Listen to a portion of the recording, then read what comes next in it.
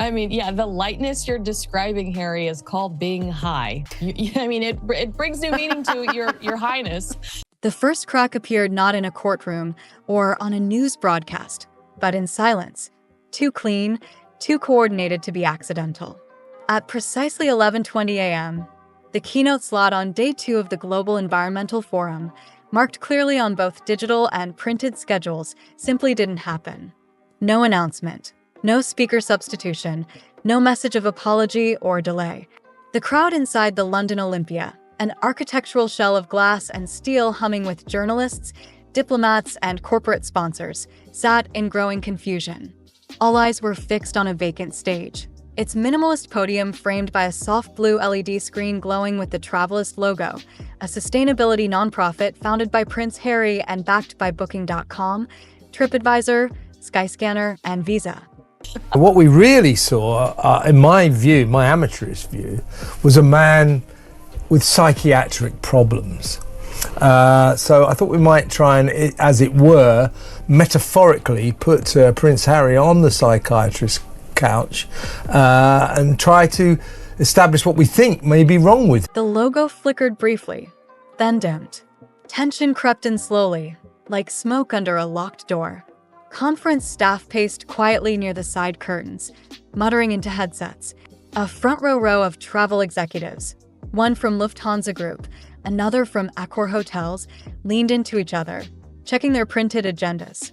A French journalist near the press riser began typing furiously into his live blog, noting the exact moment of the scheduled address.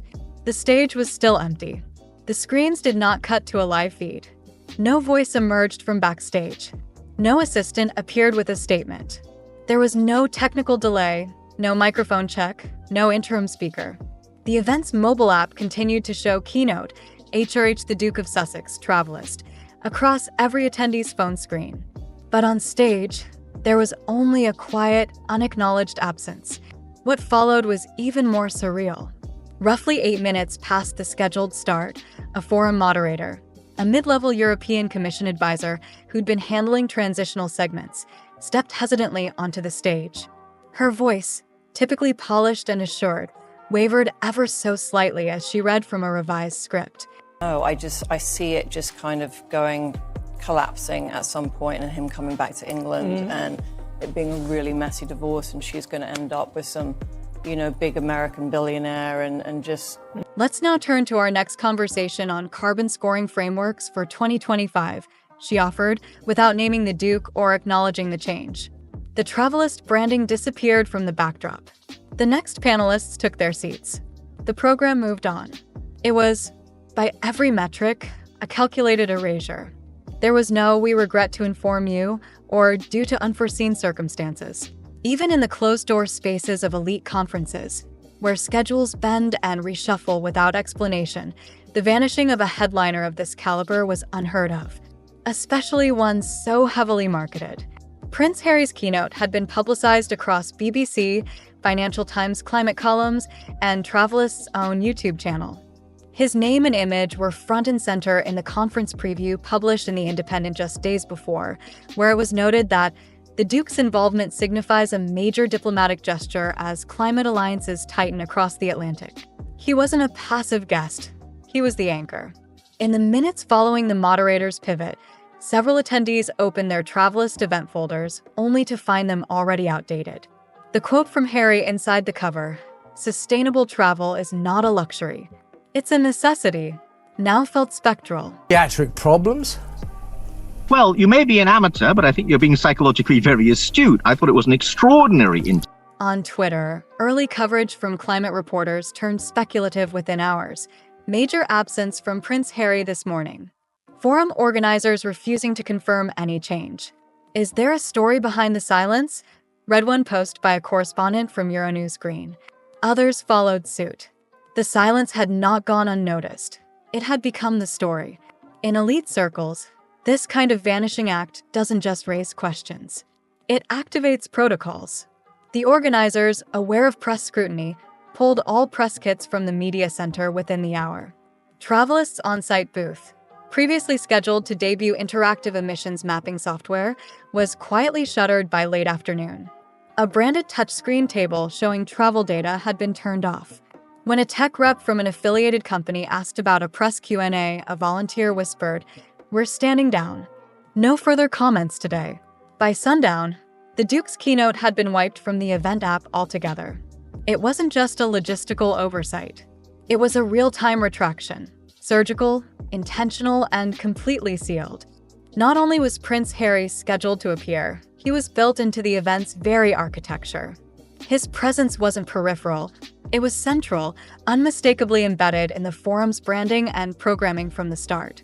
In the weeks leading up to the event, his face had appeared across official promotional materials distributed by the event's global media partners, including BBC World News. So hard because she suffers from such a rare disorder of being unable to just be a human. Do you know what I mean? I've never seen this sort of before. I've never seen someone that struggles to just give us like one strip of authenticity. Reuters Green and the EU Climate Broadcast Network. One widely circulated clip, aired as a 30-second spot during a primetime segment on Sky News, showed Harry walking along a jagged Icelandic coastline, narrating over high-resolution drone shots of vulnerable Arctic ecosystems. "We have to act now to protect the destinations we love," his voice declared, with polished inflection and quiet urgency. The message was concise, purposeful, and heavily produced, scripted, scored, and color-graded to project gravitas. His name was emblazoned across the forum's landing page and registration portal, not buried in small print but featured prominently beside the event's international sponsors. In the printed program handed to thousands of delegates on day one, his name was listed first among keynote speakers, above ministers, CEOs, and UN special envoys. The full-page bio described him as co-founder of Travelist and a global advocate for responsible tourism, paired with a professional headshot taken during a panel at the UN World Tourism Organization Summit just months prior. On posters mounted in the lobby of the Olympia, London, a quote attributed to him appeared in bold sans serif. "Sustainability is not a sidebar to travel. It is the future of travel." Even more damning was the documentation behind the scenes. A draft of his prepared remarks, distributed under embargo to a limited group of partner NGOs and stakeholders 2 days before the event, outlined a sweeping new policy proposal for transparent, standardized carbon scoring across all global airlines by 2030. I'm going to call it. I think that there's going to be divorce in the next 3 to 5 years. And I hate to say that, but I'm sorry, when the money pot I love the way we all laugh. No, but when the money pot starts to dry up, that's when people like Meghan, who had a previous relationship with a producer, wonder why, as a Hollywood actress, she married a producer who then didn't really help her with her career. According to one attendee affiliated with a major environmental law foundation, who reviewed the document under strict embargo, the speech detailed regulatory language that appeared to have been workshopped with EU policy consultants. This wasn't casual thought leadership, the attendee recalled. This was carefully constructed diplomacy. They were expecting real movement off the back of it. Travelist's own media team had supported the rollout with the kind of precision usually reserved for product launches or political campaigns. Journalists received embargoed press kits via secure download links, hosted on a locked portal managed by Edelman's London office. The kits included an official media bio, high-resolution photos, a personal statement from Harry, and talking points to accompany the summit's coverage. Reporters were even offered limited Q&A slots with Travelist's executive director following Harry's keynote, a keynote that never materialized. When the moment came and went, those who had prepared coverage in advance were left scrambling. News outlets that had scheduled push notifications for Harry's remarks, complete with pre-written headlines, quickly pulled their content. One international wire service issued a correction an hour later, noting that the anticipated keynote from the Duke of Sussex was removed from the program without notice. Social media managers deleted their scheduled posts. Embargoed articles, time-slotted for 11:45 a.m. Greenwich Mean Time, disappeared from the front pages of major climate journalism sites. It wasn't just that Harry didn't show. Who she then left, jumped to the next option. She came to London wanting to be with a footballer. It was for a PR thing. Yeah. She ended up accidentally landing in the hands of Harry, who was in a very, very dark spot. It was that every trace of his involvement, both public-facing and internal, had been scrubbed with such speed and coordination it felt orchestrated. That level of withdrawal requires infrastructure. Someone had to make the calls. Someone had to access the back end of the registration portals. Someone had to instruct PR agencies to halt coverage mid-rollout. The machine didn't break, it reversed. And no one, not even the reporters holding his prepared script in their hands, had an answer as to why. What came next was not outrage, but a kind of paralysis, a momentary global stutter in the media machinery that usually spins any royal development into headlines within minutes. By the time the sun rose over London the next morning, a noticeable tension had taken hold. There was no official explanation, no press release, no palace statement to contextualize the Duke's conspicuous absence. In its place was a digital vacuum, one that the internet did what it always does, filled with speculation. On X, formerly Twitter, the hashtag Where is Harry climbed into the trending sidebar across the UK, Germany, and parts of the US. Within hours, it was joined by hashtag Travelist Blackout, a phrase coined by an environmental journalist frustrated that the nonprofit's media channels had gone entirely dark. The theories were immediate and ranged from the absurd to the ominously plausible. Tabloids pushed their usual fare. Is Harry burned out? Asked the Daily Mail, beneath a splash of long lens photos from 3 weeks prior showing the prince at a California farmer's market. But beyond the fluff, a stranger narrative began to crystallize. A verified aviation analyst account, typically reserved for tracking oligarch jets and military aircraft, posted satellite data purporting to follow a Gulfstream G600 departing Santa Barbara airport days before the summit. The thread, shared over 80,000 times, ended with a tantalizing cliffhanger, unclear if this was Sussex-linked. No return flight logged. The social media noise expanded outward. Celebrity gossip sites like Dumois and The Shade Room speculated on Meghan Markle's recent no-show at the Clooney Foundation's Albie Awards in New York, a red carpet she was rumored to attend after last year's co-hosting duties. Archived footage from 2023 showing Meghan posing in a gold column gown with Amal Clooney began recirculating with captions like, "This year? Crickets." Influencer watchers and digital sleuths on TikTok posted rapid-fire side-by-side comparisons of the Sussex's usual public rhythm, one polished video or photo drop every 4 days minimum. Full glam. And we're like, it's not about perfection, but then you look at what we've made and it's literally perfect. In fact, just when I make a cake, it looks just like that with my girlfriends. I look perfect, they look perfect, the cake looks perfect, but we say it's not about perfection. This time, nothing for over 10. One user, under the handle @RoyalDataDump, pinned a spreadsheet tracking all official Archewell communications year-to-date, highlighting what she called a total systems freeze. Even traditional media, usually hesitant to fan flames without confirmation, began to blink.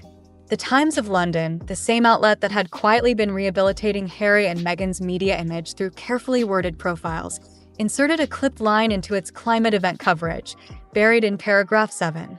The Duke of Sussex, listed as a speaker, did not appear. Organizers declined to comment. It was neither analysis nor judgment, but its mere inclusion hinted at internal editorial discomfort.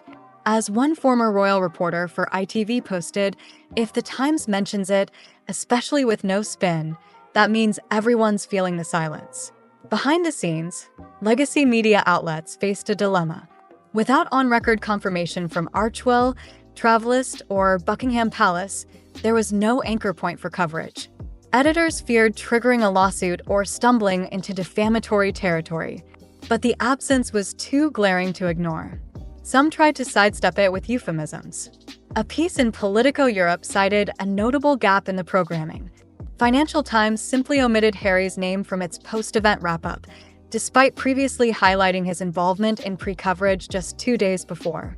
In the meantime, a sharp divide formed between digital audiences and institutional voices. On Reddit, threads in St. Meghan Markle, an anti-Sussex enclave with over 100,000 members, exploded with theories of Harry undergoing a quiet reset, while on Out of the Loop, curious observers unfamiliar with royal gossip began asking earnestly, wasn't he supposed to be at a big climate event? Did I miss something? It wasn't just that Harry didn't show.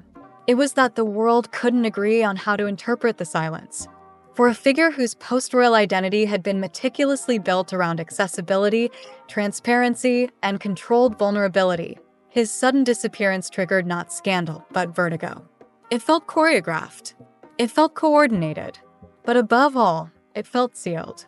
Behind the scenes, the corporate machinery churned faster, shifting into high gear as the implications of the evening's events became clear.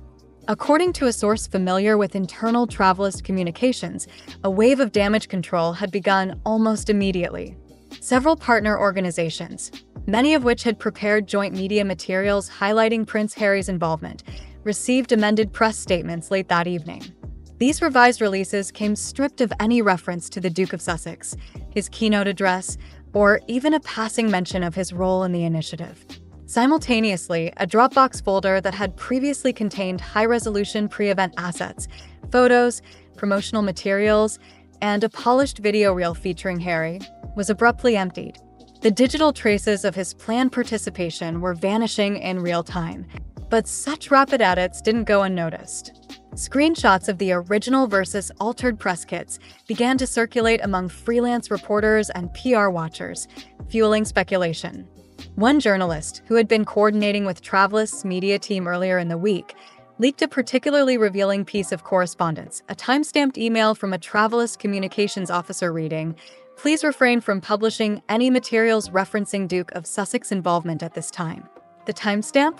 Just 18 minutes after Harry's scheduled keynote had passed, enough to suggest that whatever had transpired, it wasn't part of the original plan. The abruptness of the edit and the precision of its timing raised more questions than it answered. Was this a last-minute fallout? A strategic distancing? Or something more complicated behind the curtain of coordinated silence? Whatever the cause, one thing was certain. A narrative was being rewritten in real time, and the erasure of Harry's involvement from the record only deepened the mystery.